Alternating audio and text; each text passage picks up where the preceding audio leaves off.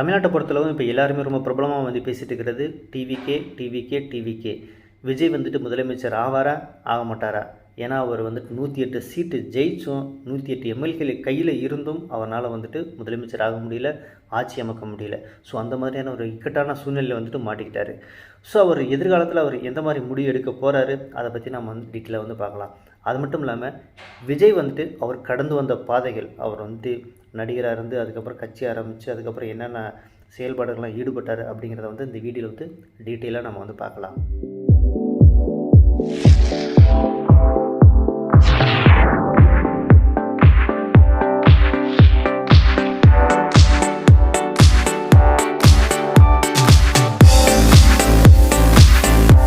First Vijay அவர்கள் கடந்து வந்த பாதையை வந்துட்டு பார்க்கலாம். இப்போ தமிழ்நாட்டின்னு எடுத்துக்கிட்டோம் அப்படின்னா தமிழ்நாட்டில் வந்துட்டு கடைசி ஒரு 50 வருஷமாக தமிழக அரசியலில் ஃபுல் பவரில் இருந்தது வந்துட்டு 2 பெரிய கட்சிகள். ஒன்று வந்துட்டு ஏடிஎம்கே, இன்னொன்று வந்துட்டு டிஎம்கே.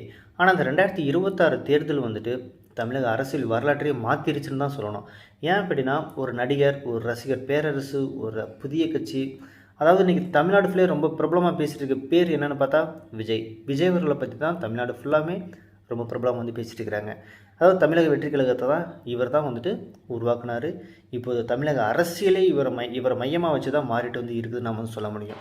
ஸோ இந்த வீடியோவில் வந்துட்டு விஜய் அவரோட அரசியல் பயணம் எப்படி இருந்துச்சு, அதாவது இந்த அரசியல் கட்சி எப்படி ஆரம்பித்தார், அது எப்படி வந்துட்டு ரன் ஆகிட்டு இருக்குது, ஸோ அப்படிங்கிறத வந்து நான் பார்க்கலாம். அதே நேரத்தில் டிவிக்கு வந்துட்டு எப்படி உருவானுச்சு அப்படிங்கிறது நம்ம வந்து பார்க்கலாம். அதுக்கப்புறம் தேர்தல் அதிர்ச்சி, ஸோ இந்த தேர்தல் எந்த மாதிரியான ஒரு ரிசல்ட்டை வந்துட்டு கொடுத்துச்சு, அது எந்த மாதிரியான ஒரு இம்பேக்டை வந்துட்டு க்ரியேட் பண்ணிச்சு அவருக்கும் சரி மக்களுக்கும் சரி, அதை வந்து பார்க்கலாம். அதுக்கப்புறம் கூட்டணி அரசியல், அதுக்கப்புறம் மக்களோட எதிர்பார்ப்பு, மக்கள் வந்துட்டு என்ன எதிர்பார்க்குறாங்க, ஸோ இது எல்லாத்தையுமே வந்து முழுசுமையாக வந்துட்டு இந்த வீடியோவில் வந்து நம்ம வந்து பார்க்க போகிறோம். விஜய் யார் அப்படின்னு நான் பார்த்தோம் அப்படின்னா விஜய் வந்துட்டு டைரக்டர் சந்திரசேகர் அவரோட பையன்தான் விஜய். இவர் வந்துட்டு ஆரம்பத்தில் வந்துட்டு சினிஃபீல்டில் தான் இருந்தார். அவர் வந்து குழந்தையாக இருக்கும்போதே வந்துட்டு சினிஃபீல்டில் வந்துட்டு என்டர் ஆகிட்டார். ஸோ குழந்தை நட்சத்திரமாக வந்துட்டு நிறைய படங்களில் வந்து நடிச்சிருக்கிறாரு. அந்த காலகட்டத்தில் வந்துட்டு இவர் வந்து நிறைய ஃபெயிலியர்ஸும் ஃபேஸ் பண்ணியிருக்கிறாரு அந்த சினிஃபீல்டில். அதுக்கப்புறம் அந்த பூவே உனக்காக படம் தான் அவருக்கு வந்துட்டு ரொம்ப பெரிய ஹிட்டை வந்து கொடுத்துச்சுன்னு சொல்ல முடியும். அதுக்கப்புறம் வந்த படங்கள், அதாவது கில்லி, போக்கிரி, துப்பாக்கி, அதுக்கப்புறம் மெர்சல், லியோ, ஸோ இது மாதிரியான படங்களில் வந்துட்டு அவருக்கு ரொம்ப பெரிய வெற்றி வந்துட்டு கொடுத்துச்சு. அதுக்கப்புறம் வரக்கூடிய படங்கள் எல்லாமே ரசிகர் மனசில் வந்துட்டு ரொம்ப ஆழமாக பதிஞ்சிச்சு. ஸோ இது வந்து அவருக்கு ரொம்ப பாசிட்டிவான பாயிண்ட், ஒரு நல்ல விஷயம்னு சொல்ல முடியும். இருந்தாலுமே வந்துட்டு அவர் வந்து ஒரு சாதாரண நடிகராக வந்துட்டு இருக்க விரும்பலை. அவர் அதையும் தாண்டி சமூகத்துக்கு ஏதாவது செய்யணும் அப்படிங்கிற ஒரு மைண்ட் செட்டில் அப்போதுலேருந்தே அவருக்கு வந்துட்டு இருந்தது. அதோட வெளிப்பாடு தான் இந்த அரசியல் பயணம் வந்து நம்ம வந்து பார்க்க முடியுது. அந்த காலத்திலேருந்து நடிகர்கள் எல்லாத்துக்குமே வந்து ரசிகர் மன்றம் அப்படின்னு ஒரு இயக்கம் வந்துட்டு இருந்தது. அதாவது எம்ஜிஆர், ஜெயலலிதா, விஜயகாந்த், ஸோ இது மாதிரியான எல்லாருக்குமே வந்துட்டு ரசிகர் மன்றம் அப்படின்னு ஒன்று இருந்தது.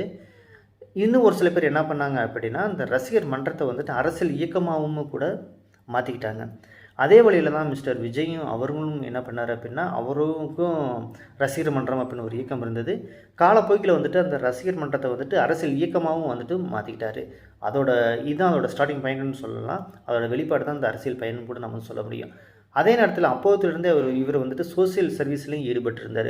அதாவது கல்வி உதவித்தொகையெல்லாம் கொடுக்குறது, அதுக்கப்புறம் ஸ்டூடெண்ட்ஸ்க்கு வந்து புக்ஸ் எல்லாம் வந்துட்டு டிஸ்ட்ரிபியூட் பண்ணுறது, அதுக்கப்புறம் வெள்ள நிவாரணம் கொடுக்குறது, அது ஃப்ளட் ஏதாவது வந்துச்சு அப்படின்னா அந்த மாதிரி டைமில் வெள்ள நிவாரணம் வந்துட்டு அறிவிக்கிறது. அதுக்கப்புறம் நீட் பற்றின நிறைய கருத்துக்கள்லாம் வந்து இவர் வந்துட்டு வெளியிட்டார். இது எல்லாமே வந்துட்டு அரசியலோட அடித்தளம்னு நம்ம வந்து சொல்ல முடியும். அது மட்டும் இல்லாமல் இந்த ரசிகர் மன்றம் வந்துட்டு கொஞ்சம் கொஞ்சமாக அப்படியே கம்ப்ளீட்டாக வந்துட்டு ஒரு அரசியல் இயக்கமாக வந்துட்டு ஃபுல்லாக வந்துட்டு மாற்றிட்டார். தமிழக வெற்றி கழகம், ஸோ இந்த பேரை வந்துட்டு அவர் வந்துட்டு சொன்ன உடனே தமிழ்நாடு ஃபுல்லாமே ரொம்ப ஒரு பிரபலமாக ஒரு பெரிய பேசு பொருளாக மாறிடுச்சுன்னா நம்ம வந்து சொல்ல முடியும். ஏன் அப்படின்னா எல்லாருக்குமே ரொம்ப ஆச்சரியம், நிஜமாகவே இவர் வந்து அரசியலுக்கு வந்துட்டாரா இல்லை சும்மா சொல்கிறாரா அப்படின்ற மாதிரியான ஒரு வார்த்தைகள் அப்படின்ற மாதிரியான ஒரு கருத்துக்கள்லாம் வந்துட்டு வெளியே வந்தது. ஆனால் அவர் வந்துட்டு அதுக்கெல்லாம் ஒரு முற்றுப்புள்ளி வச்சிட்டார். அவரே முன்னாடி வந்துட்டு ஆமாம் நான் வந்துட்டு அரசியலுக்கு வரப்போகிறேன் அப்படின்னு வந்துட்டு அவர் ஓப்பனாகவே சொல்லிட்டார். அது சொன்னதுலேருந்து ரசிகர்கள் எல்லாத்துக்குமே ஒரு என்ன சொல்கிறது, ரொம்ப ஒரு சந்தோஷம், ஒரு கொண்டாட்டம் தான் நம்ம வந்து சொல்ல முடியும். அது மட்டும் இல்லாமல் மற்ற அரசியல் கட்சிகளுக்கு இது வந்துட்டு ரொம்ப ஒரு பெரிய அதிர்ச்சியாக வந்துட்டு இருந்தது. ஏன் அப்படின்னா விஜயோட ரசிகர்கள் எல்லாமே வந்துட்டு இளைஞர்கள், ஓகேவா, ஃபுல்லாக யங்ஸ்டர்ஸ் தான் அவரோட வந்துட்டு ரசிகர்கள். அது மட்டும் இல்லாமல் இன்கேஸ் இவர் வந்துட்டு இந்த அரசியலுக்கு வந்த சுச்சுவேஷனில் வந்து பார்த்தோம் அப்படின்னா அந்த இவரோட அரசியல் கட்சியில் இருக்கிறவங்க எல்லாமே மேக்ஸிமம் யங்ஸ்டர்ஸாக தான் இருக்க போகிறாங்க. அப்படிங்கிற பட்சத்தில் இப்போ இருக்கிற யங்ஸ்டர்ஸ் வந்துட்டு சோசியல் மீடியாவில் வந்துட்டு ரொம்ப ஃபேமஸாக இருக்கிறாங்க, ரொம்ப என்ன சொல்கிறது என்கேஜாக இருக்கிறாங்க. அப்படிங்கிறப்போ வந்துட்டு நியூஸ் எல்லாமே ரொம்ப ஃபாஸ்ட்டாக வந்துட்டு எல்லாருக்குமே வந்துட்டு ஸ்ப்ரெட் ஆகும். ஸோ அது வந்து ஒரு பெரிய பலம்னு கூட நம்ம வந்து சொல்ல முடியும் இந்த தமிழக வெற்றி கழகத்துக்கு.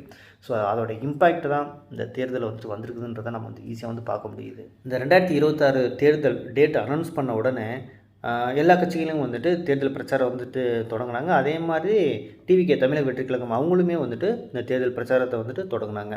இவங்க தமிழக வெற்றி கழகம் விஜய் அவர்கள் எங்கெல்லாம் பிரச்சாரம் பண்ணுற போகிறாரோ அங்கெல்லாம் அவ்வளோ கூட்டங்கள் வந்துடுது, நிறைய மக்கள் வந்துட்டு ஒன்று கூடினாங்க.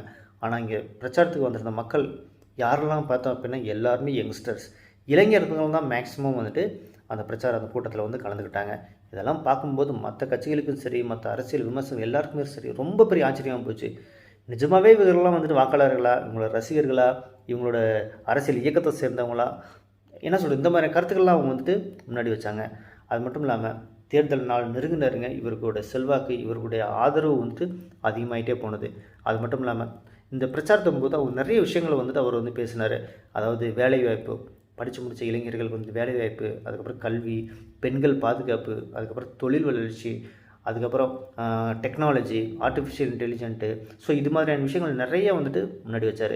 அதே நேரத்தில் தமிழ்நாட்டை வந்துட்டு செமிகண்டக்டர் ஹப்பாக வந்துட்டு நான் வந்து உருவாக்க போகிறேன் இப்போ இந்த மாதிரியான ஸ்டேட்மெண்ட்டை வந்து முன்னாடி வச்சார். இது வந்துட்டு இளைஞர்களோட மத்தியில் ஒரு பெரிய வரவேற்பு வந்து கொண்டு வந்துச்சு. மே 4, அதாவது இந்த வாரம் திங்கக்கிழமை தான் வந்துட்டு ஓட்டை வந்துட்டு எண்ணாங்க. நம்ம போட்ட ஓட்டெல்லாம் வந்துட்டு எண்ணாங்க.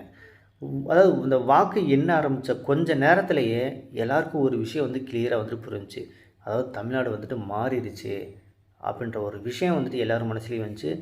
டிவிகே தமிழக வெற்றி கழகம் வந்துட்டு நிறைய தொகுதியில் வந்துட்டு லீடிங்கில் வந்துட்டு வந்தாங்க, முன்னிலையில் வந்துட்டு வந்தாங்க.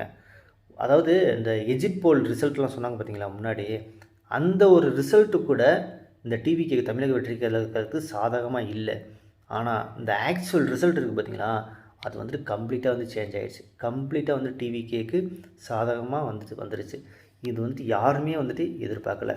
இன்னொன்று, இந்த நிறைய வந்துட்டு அந்த ஆய்வாளர்கள் இருப்பாங்க பார்த்தீங்களா, அதாவது இந்த அரசியல் விமர்சகர்கள், அது மட்டும் இல்லாமல் நிறைய டேட்டா அனலிசிஸ்லாம் நிறைய பேர் இருப்பாங்க பொலிட்டிக்கலில். அவங்க கூடமே இந்த ஒரு ரிசல்ட்டை வந்துட்டு எதிர்பார்க்கல. கம்ப்ளீட்டாக வந்துட்டு சேஞ்ச் ஆகிடுச்சு அரசியல் வரலாற்றையே தமிழ்நாட்டில். அது மட்டும் இல்லாமல் இது வந்துட்டு ஒரு பெரிய வெற்றின்னு சொல்கிறத விட இது வந்துட்டு ஒரு தலைமுறை மாற்றம்னு தான் நம்ம வந்து சொல்ல முடியும். ஸோ இதெல்லாம் எப்படி நடந்துச்சு அப்படின்னு பார்த்தா அப்படின்னா, இந்த விஜய்க்கு அதிகமாக வந்துட்டு சப்போர்ட் பண்ணது வந்துட்டு யங்ஸ்டர்ஸ் தான்.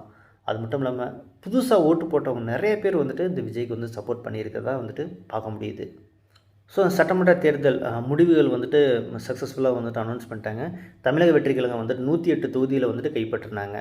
ஆனால் இதில் என்ன ஒரு விஷயம் அப்படின்னா, தமிழ்நாட்டில் வந்து ஆட்சி அமைக்கிறதுக்கு வந்து மெஜாரிட்டி வந்துட்டு 118 சீட்டு வந்துட்டு வேணும். ஆனால் இவங்க கையில் இருக்கிறது வெறும் 108 சீட்டு மட்டும்தான். இன்னும் 10 சீட்டு அவங்களுக்கு வந்து தேவைப்படுது. அதுக்கு வந்து மற்ற இன்னொரு கட்சியை சார்ந்து தான் டிபெண்ட் பண்ணி இருக்க வேண்டிய சுச்சுவேஷன் வந்துட்டு வந்துடுது. இவங்களால் தனியாக வந்துட்டு கட்சி அமைக்கிறதுக்கு மெஜாரிட்டி இவங்க கையில் இல்லை. ஆனால் இருந்தாலுமே வந்துட்டு இப்போதைக்கு வந்துட்டு என்ன முதலமைச்சராக பதவி ஏற்றுக்க முடியும். அதுக்கப்புறம் சட்டமன்றத்தில் போய் வந்துட்டு அவங்க மெஜாரிட்டியை வந்து நிரூபிக்கலாம். ஸோ இந்த மாதிரியான ஒரு வாய்ப்பு வந்துட்டு இருக்குது. ஸோ இதை மையமாக வச்சு தான் அவங்க வந்துட்டு ஆளுநரை வந்துட்டு அப்ரோச் பண்ணாங்க. ஆனால் அவர் வந்துட்டு இல்லை, நீங்கள் 118 கேண்டிடேட்டை வந்துட்டு லிஸ்ட்டை ஒன்று வந்து கொடுங்க, அதுக்கப்புறம் நான் உங்களுக்கு பதவி பிரமாணம் பண்ணி வைக்கிறேன் அப்படின்ற மாதிரியான ஒரு ஸ்டேட்மெண்ட்டை அவர் வந்துட்டு முன்னாடி வைக்கிறாரு. அதனால் வந்துட்டு இப்போ டிவிகே தமிழக வெற்றி கழகம் வந்துட்டு இன்னொரு கட்சியை சார்ந்து இருக்கிற சிச்சுவேஷன் வந்துட்டு வந்துருச்சு. இந்த சூழ்நிலையில் தான் காங்கிரஸ் வந்துட்டு அவங்களை சப்போர்ட் பண்ணுறதுக்கு முன்னாடி வந்திருக்கிறாங்க. ஏன்னா காங்கிரஸ் வந்துட்டு 5 தொகுதியில் வந்து கையில் வச்சுருக்கிறாங்க. அவங்க வந்துட்டு சப்போர்ட் பண்ணுறேன் அப்படின்னு வந்துட்டு முன்னாடி வந்திருக்கிறாங்க. ஸோ இப்போ ஏற்கனவே இவர் கையில் 108 இருக்குது. இது கூட வந்துட்டு காங்கிரஸோட எம்எல்ஏக்கள் 5 பேர். ஸோ மொத்தம் 113 சீட்டு வந்துட்டு இவரோட கையில் இருக்குது. இன்னுமே அவருக்கு வந்துட்டு மொத்தம் 5 சீட்டு வந்து தேவைப்படுது. ஸோ இந்த சூழ்நிலையில் அவங்க வந்துட்டு மற்ற கட்சிகளோடு அவங்க வந்து பேச்சுவார்த்தை நடத்திட்டு வராங்க. அதாவது விடுதலை சிறுத்தைகள், மற்ற கம்யூனிஸ்ட்டு, ஸோ இந்த மாதிரியான கட்சிகள் கூட அவங்க வந்து பேச்சுவார்த்தையை வந்துட்டு நடத்திட்டு வராங்க. ஸோ இவங்க எல்லாருமே வந்துட்டு என்ன சொல்ல சப்போர்ட் பண்ணுனா அந்த சுச்சுவேஷனில் தமிழக வெற்றி கழகம் வந்துட்டு கண்டிப்பாக வந்துட்டு தமிழகத்தில் ஆட்சி அமைக்கும். இதில் என்ன ஒரு விஷயம் அப்படின்னா, தமிழக வெற்றி கழகத்தோட தொண்டர்கள் என்ன சொல்கிறாங்க அப்படின்னா, தமிழ்நாட்டில் வந்துட்டு மாற்ற வேண்டும், அதனால தான் நாங்கள் வந்துட்டு தமிழக வெற்றி கழகத்துக்கு வாக்களித்தோம் அப்படின்ற மாதிரியான ஸ்டேட்மெண்ட்டாக எல்லாருமே வந்துட்டு முன்னாடி வைக்கிறாங்க. அதாவது தமிழக வெற்றி கழகத்தோட தலைவர் விஜய் அவங்கள்ட்ட வந்து நிறைய விஷயங்கள் வந்துட்டு மக்கள் வந்துட்டு எதிர்பார்க்குறாங்க. குறிப்பாக வந்துட்டு இளைஞர்கள் வந்துட்டு இவர் மேல் நிறைய நம்பிக்கை வச்சுருக்கிறாங்க, நிறைய விஷயங்களை வந்துட்டு எதிர்பார்க்குறாங்க. இன்னும் குறிப்பாக சொல்லப்போனால் இந்த வேலைவாய்ப்பு வந்துட்டு அதிகப்படுத்த போகிறேன் அப்படின்னு சொல்லி தமிழக வெற்றி கழகத்தோட தலைவர் விஜய் அவர்கள் வந்துட்டு அவரோட தேர்தல் அறிக்கையில் வந்து சொல்லியிருந்தார். இது வந்துட்டு இளைஞர்கள் மத்தியே ஒரு பெரிய தாக்கத்தை வந்துட்டு ஏற்படுத்திச்சு. அதனால் வந்துட்டு இளைஞர்கள் வந்து ரொம்ப எதிர்பார்ப்போடு இருக்காங்க. அதுக்கப்புறம் விவசாயிகளுமே இந்த விஜய் மேலே ரொம்ப நம்பிக்கை வந்து வச்சுருக்காங்க. ஏன் அப்படின்னா விஜய் வந்துட்டு அவரோட தேர்தல் அறிக்கையில் பயிர்க்கடலை நான் தள்ளுபடி பண்ணுறேன் அப்படின்ற மாதிரியெல்லாம் சொல்லியிருந்தார். ஸோ இதெல்லாம் எதிர்பார்த்துட்டு நிறைய விவசாயிகள் வந்து இவர் மேலே வந்துட்டு ரொம்ப நம்பிக்கை வந்துட்டு வச்சுருக்காங்க. அது மட்டும் இல்லாமல் நிறைய நலத்திட்டங்கள்லாம் நாங்கள் வந்து இம்ப்ளிமெண்ட் பண்ண போகிறோம் அப்படின்னு இவர் வந்து சொல்லியிருந்தார்.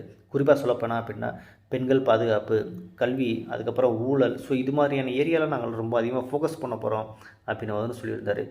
இன்னும் முக்கியமாக சொல்லப்போனால் மக்கள் எல்லாருமே எல்லா செக்டார்லேயும் ஒரு பெரிய மாற்றம் வேணும் அப்படின்ற மாதிரியான ஒரு ஸ்டேட்மெண்ட்டை அப்படின்ற ஒரு எண்ணத்தில் வந்துட்டு மக்கள் எல்லாருமே இருக்கிறாங்க. ஸோ விஜய் வந்துட்டு சினிஃபீல்டில் இருக்கிறப்போ ரொம்ப பெரிய நடிகராக இருந்தார். ரொம்ப பெரிய உச்ச நடிகர்னு சொல்லுவோம் பார்த்தீங்களா, அந்த ரேஞ்சில் இருந்தவர். ஒவ்வொரு படத்துக்கும் அவரோட சேலரிலாம் வந்து பார்த்தோம் அப்படின்னா க்ரோர்ஸ் கணக்கில் இருக்கும். ஒவ்வொரு படத்துக்கும் 100 கோடி 150 கோடி தெரியல, எக்ஸாக்டாக தெரியல, நான் சும்மா ஒரு அப்ராக்சிமேட்டாக சொல்கிறேன் நான். ஸோ அந்தளவு சேலரி வாங்கிட்டு இருந்தவர் விஜய் சினிஃபீல்டில் வந்துட்டு. அவர் வந்துட்டு அரசியலில் வந்துட்டு என்ன சொல்கிறது, எந்த மாதிரியான மாற்றத்தை கொண்டு வர போகிறாரு, அவர் எந்த அளவு அச்சீவ்மெண்ட்டை வந்துட்டு அவர் வந்துட்டு அடைய போகிறாரு அப்படிங்கிறது வந்துட்டு தெரியல. அது வந்துட்டு ஒரு பெரிய கேள்விக்குறி தான். ஏன் அப்படின்னா இதுதான் அவரோட அரசியல் என்ன சொல்கிறது ஸ்டார்டிங் பாயிண்ட்டுன்னு சொல்லலாம், அரசியல் ஆரம்பம்னு சொல்லலாம். கட்சி ஆரம்பித்து 2 வருஷம் தான் ஆகுது. 2 வருஷத்துலேயே முதலமைச்சராகி எப்படி வந்துட்டு இந்த நாட்டெல்லாம் வந்துட்டு ஆள போகிறாருன்றது தெரியல. அது வந்துட்டு ஒரு பெரிய கொஸ்டின் மார்க் தான் எல்லாரோட மனசுலேயும் இருந்து ஓடுது. பட் இருந்தாலுமே வந்துட்டு தமிழ்நாட்டு மக்கள் வந்துட்டு அவர் மேலே வந்துட்டு ஒரு நம்பிக்கை வந்துட்டு வச்சுருக்கிறாங்க. நம்பிக்கை வச்சு தான் ஓட்டு வந்துட்டு போட்டிருக்கிறாங்க. ஸோ நம்ம பொறுத்திருந்து தான் பார்க்கணும். ஏன் அப்படின்னா இந்த விஜய் வந்து அரசியல் நிறைய சவால்கள் இருக்குது. இந்த சவால்கள்லாம் வந்துட்டு விஜய் வந்துட்டு எப்படி வந்துட்டு ஃபேஸ் பண்ண போகிறாரு அப்படின்றது வந்து தெரியல. அதே நேரத்தில் டிவிக்கே வந்துட்டு மக்கள் எதிர்பார்த்தாங்க பார்த்தீங்களா, தமிழக வந்து நிறைய மாற்றத்தை கொண்டு வர போகிறோம் அப்படின்னு சொல்லி. ஸோ அந்த மாதிரியான இந்த டிவிக்கே வந்துட்டு எந்த மாதிரியான மாற்றத்தை வந்து தமிழகத்தில் வந்து கொண்டு வர போகிறாங்க, அது எந்த அளவுக்கு வந்து தமிழ்நாட்டு மக்களுக்கு வந்து பயனுள்ளதாக இருக்கும், இது எல்லாமே வந்துட்டு காலம்தான் பதில் சொல்லணும். நம்ம கையில் ஒன்றும் கிடையாது.